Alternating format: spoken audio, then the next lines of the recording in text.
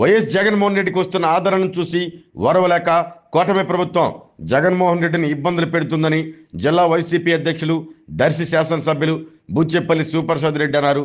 బాబు surety మోసం guarantee కార్యక్రమంలో భాగంగా సంతనూతలపాటు నియోజకవర్గ విస్తృత స్థాయి సమావేశాన్ని ఒంగోలులోని విష్ణుప్రియ కళ్యాణ మండపం నిర్వహించారు. నియోజకవర్గ సమన్వయకర్త మేరుగ నాగార్జున అధ్యక్షతన జరిగిన కార్యక్రమంలో నియోజకవర్గ ప్రజాప్రతినిధులు, పార్టీ నాయకులు, కార్యకర్తలు పాల్గొన్నారు. అధికారం లేనప్పటికీ కూటమి ప్రభుత్వం పెడుతున్న ఇబ్బందులు ఎదుర్కొంటూ వైసీపీ శ్రేణులు వైఎస్ జగన్మోహన్ రెడ్డి వెంట నడుస్తున్నారు అంటూ అన్నారు. జగన్మోహన్ రెడ్డి ముఖ్యమంత్రిగా ఉన్న సమయంలో రైతులు సంతోషంగా ఉంటే నేడు కూటమి ప్రభుత్వ పాలనలో గిట్టుబాటు ధరలు లేక ఇబ్బందులు పడుతున్నారంటూ ఆరోపించారు. జగన్ 2.0 ప్రభంజనం సృష్టించబోతుందంటూ అన్నారు. రానున్న ఎన్నికల్లో జిల్లాలో అన్ని నియోజకవర్గాల్లో వైసీపీ జెండా ఎగరవేస్తామంటూ ధీమా వ్యక్తం చేశారు. అందరూ కలిసికట్టుగా పనిచేసి 2029లో జగన్మోహన్ రెడ్డిని ముఖ్యమంత్రిగా చేసుకోవటమే లక్ష్యంగా పనిచేయాలంటూ కార్యకర్తలకు, పార్టీ శ్రేణులకు ఆయన పిలుపునిచ్చారు. అనంతరం చంద్రబాబు మేనిఫెస్టోను గుర్తు చేస్తూ రీకాలింగ్ మేనిఫెస్టో పేరుతో పోస్టర్ను పార్టీ శ్రేణులు ఆవిష్కరించారు. ఈ సమావేశంలో జిల్లా పరిషత్ చైర్మన్ బూచేపల్లి వెంకయ్యమ్మ, ఒంగోలు అసెంబ్లీ నియోజకవర్గ సమన్వయకర్త చుండూరి రవిబాబు, జిల్లా సమన్వయకర్త బత్తుల బ్రహ్మానందరెడ్డి, జిల్లా మహిళా అధ్యక్షురాలు దుంప రమణమ్మ, ఎంపీపీ నల్లమలుపు అంజమ్మ, రాష్ట్ర నాయకులు కనకారావు మాదిగ, రాష్ట్ర కార్యదర్శి రమణారెడ్డి, వెంకటేశ్వరరావు, యనగంటి పిచ్చిరెడ్డి, దుంప చెంచిరెడ్డి, మారెడ్డి సుబ్బారెడ్డి, జడ్పీటీసీ వేమ శ్రీనివాసరావుతో పాటు 4 మండలాల పార్టీ అధ్యక్షులు, నాయకులు, కార్యకర్తలు పెద్ద సంఖ్యలో పాల్గొన్నారు.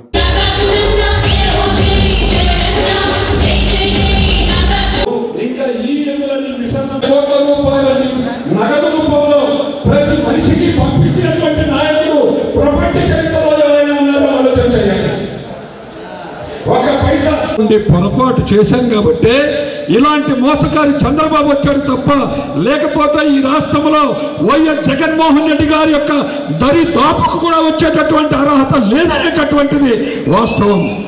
కాబట్టి సుశిక్షితులైన ఇది కార్యకర్తల పార్టీ, ఇది గ్రామ స్థాయి ప్రతినిధుల పార్టీ యొక్క అభ్యర్థిత్వాన్ని గౌరవనీయులు జిల్లా పార్టీ అధ్యక్షుడు డాక్టర్ బూచేపల్లి శివప్రసాద్ నియోజకవర్గానికి వచ్చాడు.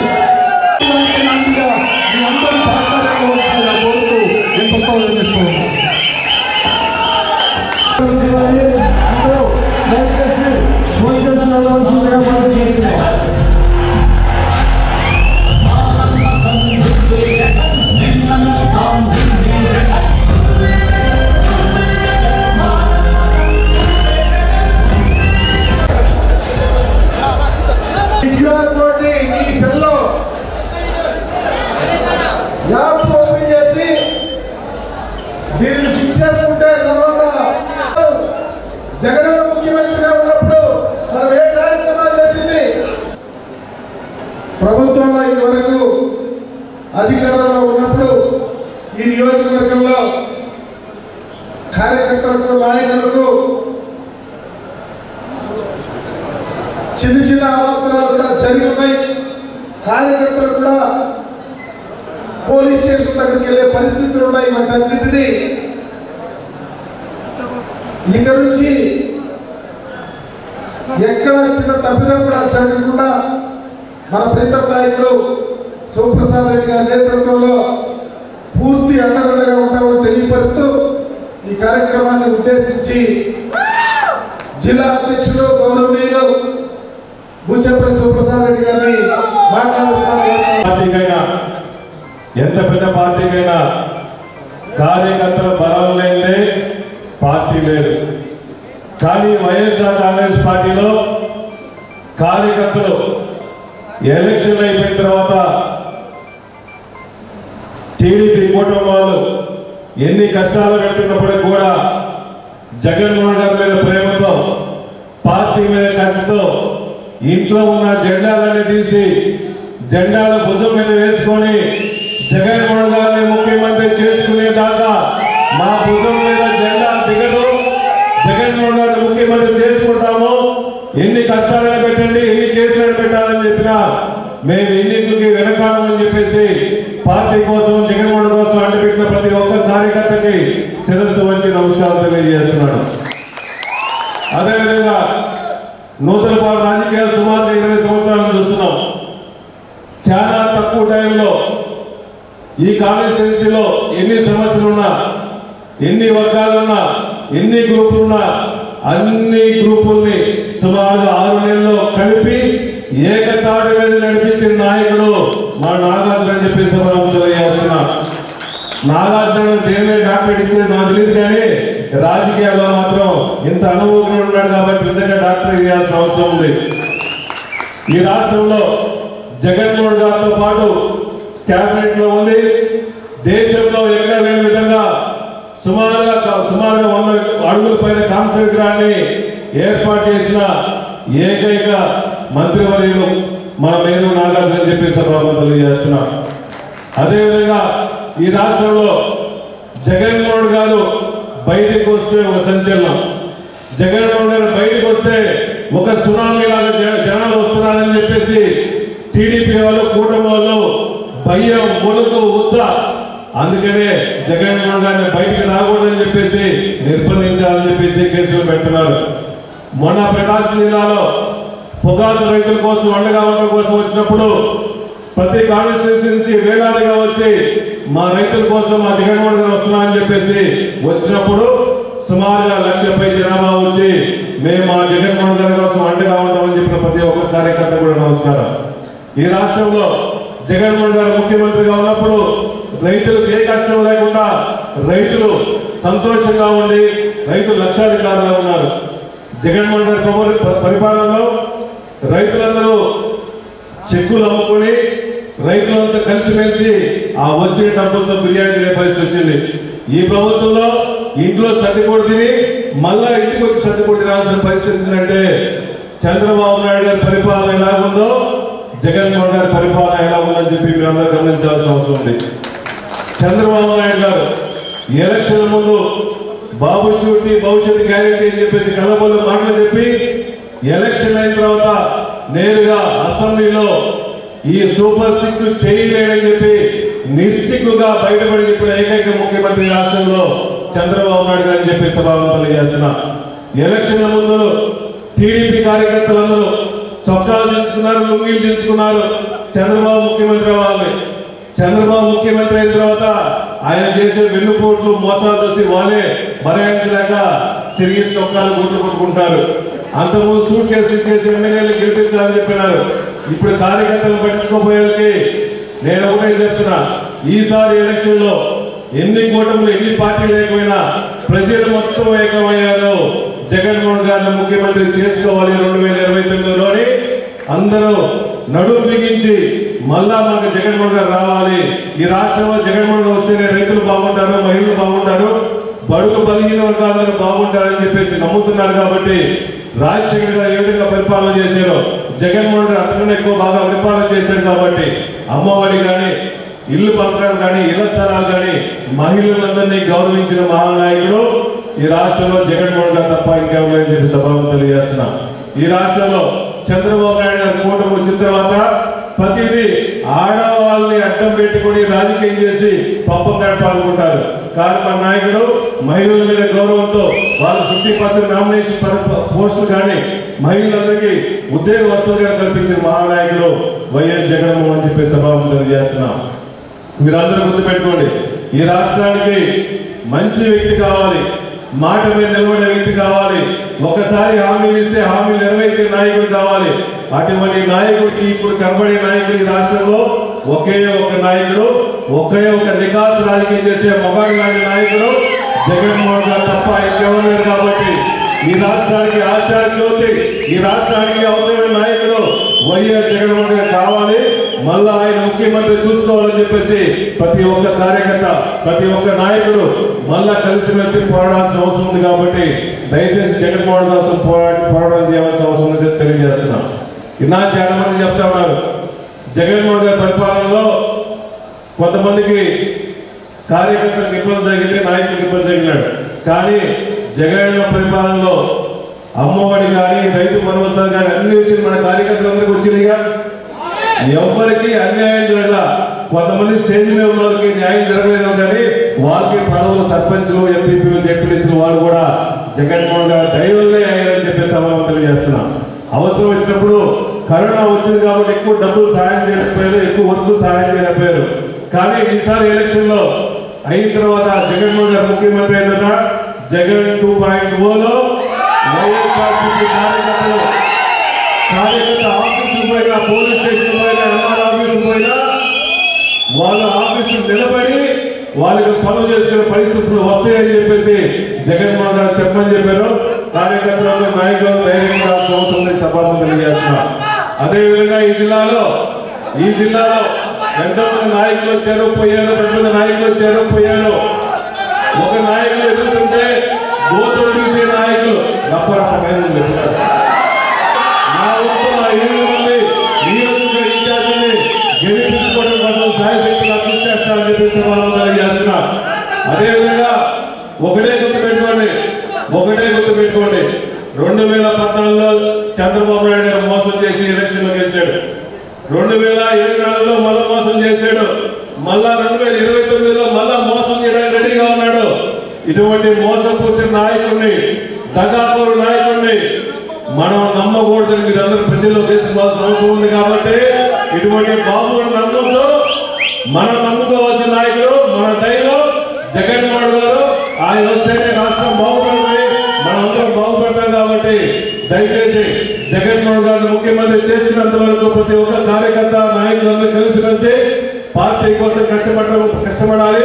2029లో నాగార్జున ఎమ్మెల్యే చేసుకోవడం కోసం ప్రతి ఒక్కరూ కష్టపడి పనిచేయాలని మనస్ఫూర్తిగా కోరుకుంటూ సెలవు తీసుకున్నారు. జై జగన్. ఈరోజు బాబు స్కూల్ని మోసం గ్యారంటీ అనేది ఈరోజు మనం పెట్టుకోవడం జరిగింది. అదేవిధంగా రాజశేఖర రెడ్డి గారిని మనం ముందుగా పూలదండలు వేసుకొని మనం గుర్తుగా చేసుకోవడం జరుగుతుంది. అదేవిధంగా రాజశేఖర రెడ్డి గారు ముఖ్యమంత్రిగా ఉన్నప్పుడు ఆయన పాదయాత్ర చేసి ముఖ్యమంత్రి అయ్యాడు. తర్వాత ముఖ్యమంత్రి అయిన తర్వాత ఆయన 108 కానీ, ఆరోగ్యశ్రీ కానీ, ఇంకా ఎన్నో పథకాలు ప్రవేశపెట్టి ఆరోగ్యశ్రీ ప్రవేశపెట్టిన ఒక ప్రాణదాత ఆ రోజు రాజశేఖర రెడ్డి గారు. ఎందుకంటే ఏ కష్టం వచ్చినా, ఏ నష్టం వచ్చినా, ఎటువంటి ఇబ్బందులు వచ్చినా, ఎటువంటి జబ్బులు వచ్చినా కూడా హార్ట్ ఎంత ఖర్చైనా పర్వాలేదు, నేను ఉన్నాను, ఎంత ఖర్చైనా చూపిస్తానని చెప్పిన ఒక ప్రాణదాత రాజశేఖర రెడ్డి గారు. ఆ రాజశేఖర రెడ్డి గారు 5 సంవత్సరాలు దిగ్విజయంగా మనకు ముఖ్యమంత్రిగా చేశారు. తర్వాత మళ్ళీ 2009లో రాజశేఖర రెడ్డి గారు మళ్ళీ మనకి ముఖ్యమంత్రిగా చేశారు. ముఖ్యమంత్రి అయిన తర్వాత మనకి రాజశేఖర రెడ్డి దూరం అయిన తర్వాత చాలా మనం ఇబ్బందులు పడ్డాము. తర్వాత రాజశేఖర రెడ్డి గారు ఆ రోజు సుబ్బారెడ్డి గారు ఎమ్మెల్యే అయినప్పుడు, ఇండిపెండెంట్గా ఎమ్మెల్యే అయిన తర్వాత అప్పుడు శివప్రసాద్ రెడ్డి గారు మెడ్రాస్లో హౌస్ సర్జన్ చేయడం జరుగుతుంది డాక్టర్గా. తర్వాత మా నాన్నకి సపోర్ట్గా కావాలని చెప్పి, బిజినెస్ కానీ దేనికైనా సపోర్ట్గా ఉండాలని చెప్పి అప్పుడు వాళ్ళ నాన్న ఆశయాలు ఏంటంటే ఒక డాక్టర్గా శివని డాక్టర్గా చేస్తున్నాము, మా కూతురు కూడా గంటల డాక్టర్గా చేసింది, ఇద్దరు కలిసి మనం ఒక ప్రజాసేవ కోసం హాస్పిటల్ పెట్టి ప్రజలకి, పేదవాళ్ళకి వైద్యం అందించాలని ఆయన ఆశయం. ఆ ఆశయం తర్వాత ఏంటంటే శివప్రసాద్ బిజినెస్లో పెంచడం జరిగింది. తర్వాత ఎంపీపీగా అయ్యి శివప్రసాద్ రెడ్డి గారిని రాజశేఖర రెడ్డి గారు ఎమ్మెల్యేగా చేసింది. అదేవిధంగా బుజ్జేపల్లి వెంకయ్యమ్మ ఎంపీపీగా చేసి జిల్లా పరిషత్ చైర్మన్ అయింది. అంటే ఇదంతా జగన్మోహన్ రెడ్డి గారు శివకి ఎమ్మెల్యే సీట్ ఇచ్చి ఎమ్మెల్యే అయిన తర్వాత 5 సంవత్సరాలు జగన్మోహన్ రెడ్డి గారు అన్ని పథకాలు దిగ్విజయంగా చేయడం జరిగింది. రాజశేఖర రెడ్డి గారు ఆశయాలు ఏవైతే ఉన్నాయో అదే ఆశయాలు జగన్మోహన్ రెడ్డి గారు 5 సంవత్సరాలు చేయడం జరిగింది. తర్వాత రాజశేఖర రెడ్డి గారు చనిపోయారు. రాజశేఖర రెడ్డి గారికి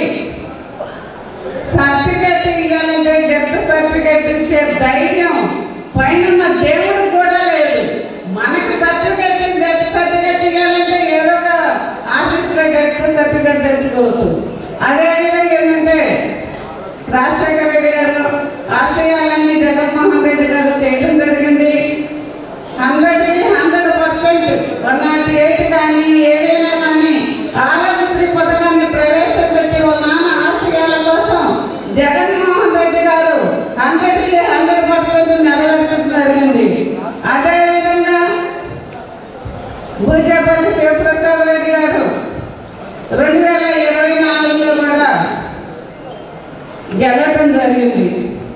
అదే మనకి సొంత మొదలుపడి నియోజకవర్గంలో మనం ఈసారి మన ఓడిపోవటం జరిగింది.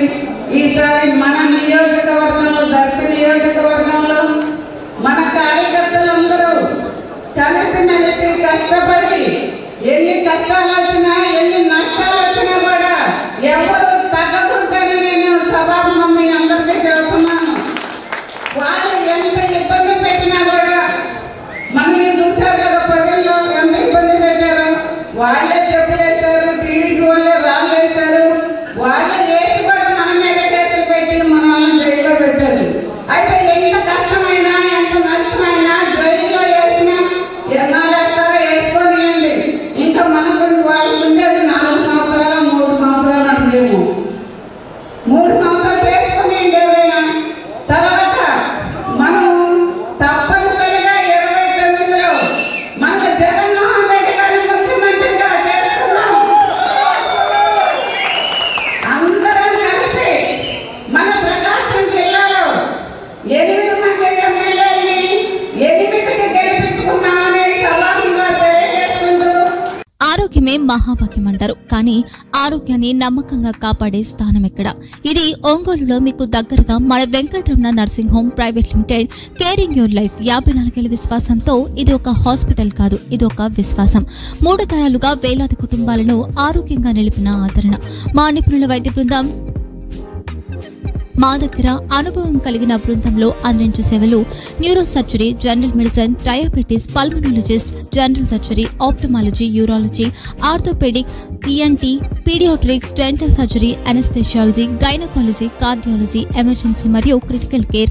ఒంగోలులో ఆరోగ్యానికి ఒక కొత్త శకం ప్రారంభమవుతుంది. వెంకటరమణ ఐ హాస్పిటల్ ప్రారంభించబడింది.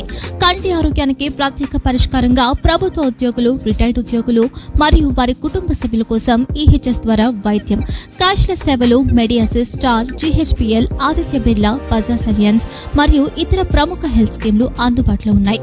ఆరోగ్యశ్రీ, డాక్టర్ ఎన్టీఆర్ వైద్య సేవానిధి అందుబాటులో ఉన్నాయి. చిరునామా ఆర్టీసీ బస్టాండ్ ఎదురుగా, Kurnool road, Ongole. Phone number 08592282623, cell number 9100679099, eye hospital number 9866484770, website www.venkatramanarsinghome.com, Facebook www.facebook.com/pkrnh. Venkataramana nursing home, 3 తరాల విశ్వాసం, నూతనతతో కూడిన సేవ.